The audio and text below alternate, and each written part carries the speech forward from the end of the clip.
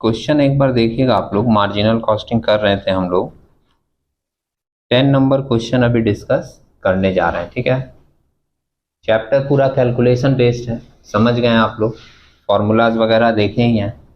अभी जो लोग मान लो लेट से आए हैं या अभी तक नोट नहीं किए हैं तो वो एक बार बाद में कर लेंगे। हम लोग पहले सम्स को समझ लेते हैं, है ना। सम्स एक बार पढ़ेंगे, आप लोग देखिएगा केयरफुली। मेंशन कर रहा है a business produce 200 units of a product by making the following expenditure। ठीक है, कुछ इंफॉर्मेशन दिया हुआ है खर्चे से रिलेटेड, और आपका खर्चे में क्या क्या दिया हुआ है देखना सम्स में।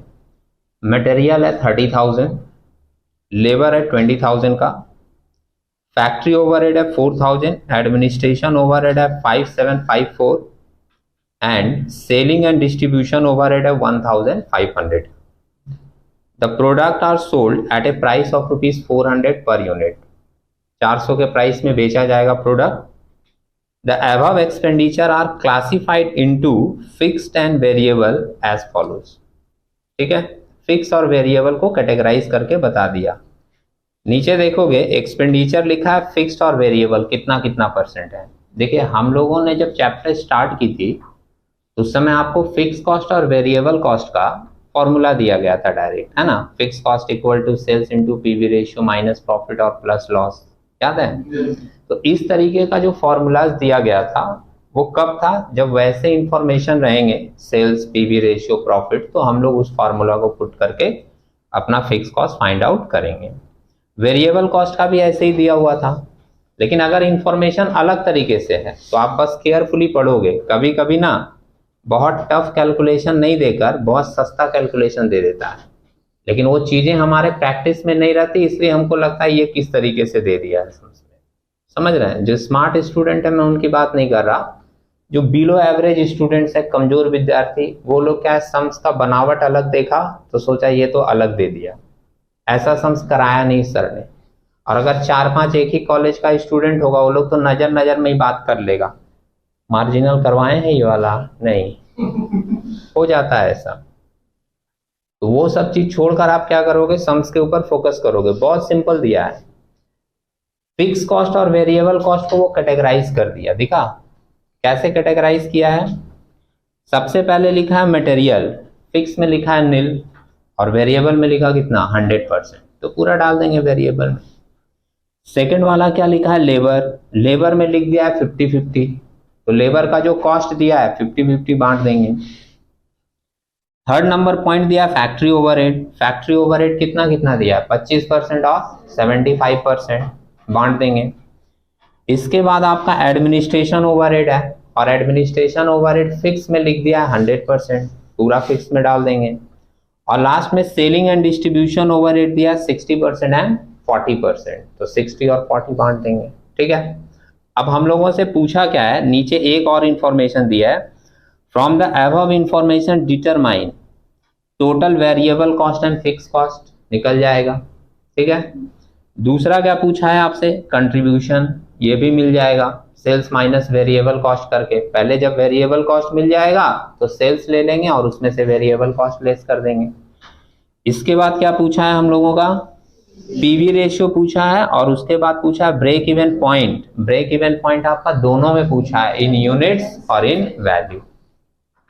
ठीक है, तो बहुत सारे लोग तो कैलकुलेशन समझ भी गए होंगे, फिर भी मैं एक बार कैलकुलेशन स्टेप वाइज आपको दिखा देता हूँ। ठीक है, सबसे पहले हम लोग निकाल रहे हैं, ABCD करके दिया था तो बेटर है हम इसको A नंबर पॉइंट दे दें, है ना।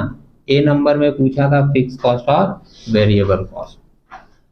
Computation of fix cost and variable cost, दो कॉलम बना दिए, फिक्स का अलग, वेरिएबल का अलग। मटेरियल कॉस्ट दिया था 30,000, 100% वेरिएबल।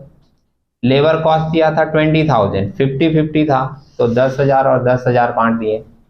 फैक्ट्री ओवरहेड कितना दिया था 4,000, और बोला था 25% फिक्स है और 75% वेरिएबल है। तो 25% आप निकालोगे 4,000 का तो मिल जाएगा 1,000, और 75% निकालोगे 4000 का तो आपको मिल जाएगा 3000।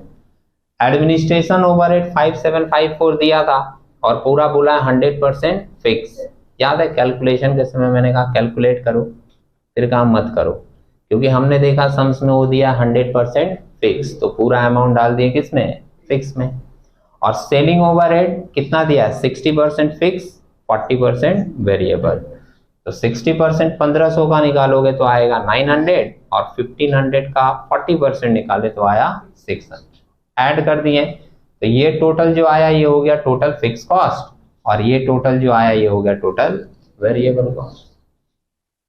अब बी नंबर में निकाल रहे हैं कंट्रीब्यूशन। तो टोटल सेल्स हम लोग लिए, सम्स में मेंशन किया 200 यूनिट प्रोड्यूस हुआ है, ठीक है, ऑब्जेक्शन मत कीजिएगा। सेल्स निकाल रहे हैं ना, तो हम लोग को तो सेल्स का यूनिट्स लेना चाहिए, लेकिन सम्स में सेल्स का कोई अदर इंफॉर्मेशन नहीं दिया है और ना ही कोई अलग यूनिट्स दिया है, वो सिर्फ बोला यूनिट प्रोड्यूस हुआ है 200। समझ रहे हैं मेरी बात? तो अगर सम्स में कोई अदर इंफॉर्मेशन नहीं है रिलेटिंग टू सेल्स तो ये माना जाएगा कि जितना यूनिट प्रोड्यूस हुआ उतना ही यूनिट बेचा गया, ठीक है। तो 200 हमने बनाया, 200 हमने बेचा, तो 200 यूनिट्स और रेट दिया हुआ था नीचे 400 के रेट से, तो मल्टीप्लाई करके सेल्स आ गया कितना, 80,000। लेस कर दिए वेरिएबल कॉस्ट जो यहाँ पर अपना निकला था, तो ये लेस करके हम लोगों को कंट्रीब्यूशन मिल गया कितने का, 36,400 का। इसके बाद हम लोग कंट्रीब्यूशन पर यूनिट भी निकाल लिए। Total contribution 36,400 divided by unit कितना दिया था, 200, डिवाइड करके आ गया कंट्रीब्यूशन पर यूनिट, ठीक है। इसकी जरूरत आपको ब्रेक इवन पॉइंट में पड़ेगी, इसलिए ये निकाल लेना जरूरी था। तीसरा बोला है पीवी रेशियो। पीवी रेशियो का सबसे सीधा और सरल फॉर्मूला लगा है, total contribution by total sales into 100। Contribution ये है, सेल्स ये है, डिवाइड करके इनटू 100 किए कितना परसेंट आया, 45.5%। और जब आपको ये सारा इंफॉर्मेशन मिल गया तो फिर आपको ब्रेक इवन पॉइंट भी मिल जाएगा। ब्रेक इवन पॉइंट के लिए हम लोग क्या लेते हैं, इन वैल्यू अगर निकालना हो तो fix cost by PV ratio लेते हैं।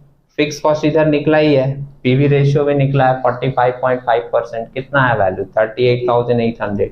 ये 38,800 इंडिकेट क्या कर रहा है कि 38,800 का सेल करने तक कंपनी का कोई प्रॉफिट नहीं होगा, मतलब ना ही कंपनी अभी प्रॉफिट में है और ना ही कंपनी अभी लॉस में है। और जब यूनिट में पूछा गया तो इन यूनिट्स लेने के लिए हम लोग लेते हैं fix cost by contribution per unit, इसलिए कंट्रीब्यूशन पर यूनिट की जरूरत थी। समझ रहे हैं?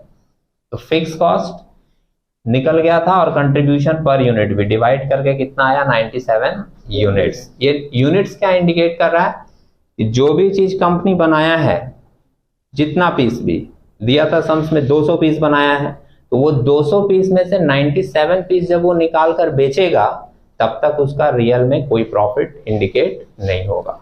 समझ रहे हैं? 97 यूनिट्स बेचने तक वो सिर्फ क्या रिकवर कर पाएगा, अपना कॉस्ट। जब 98 से ऊपर बेचना शुरू करेगा तब उसके पूरे प्रॉफिट आने शुरू, ठीक है। तो इस सम्स का प्रेजेंटेशन थोड़ा सा अलग दिया था, लेकिन सम्स आप अगर करके देखोगे, आपकी प्रैक्टिस है तो आपको नॉर्मल लगेगी, ठीक है। तो इसमें तो कोई कंफ्यूजन होना नहीं चाहिए, फिर भी अगर है तो 1 मिनट देख लीजिए, उसके बाद फिर हम लोग दूसरे सम्स में मूव करते हैं, ठीक है। Thank you.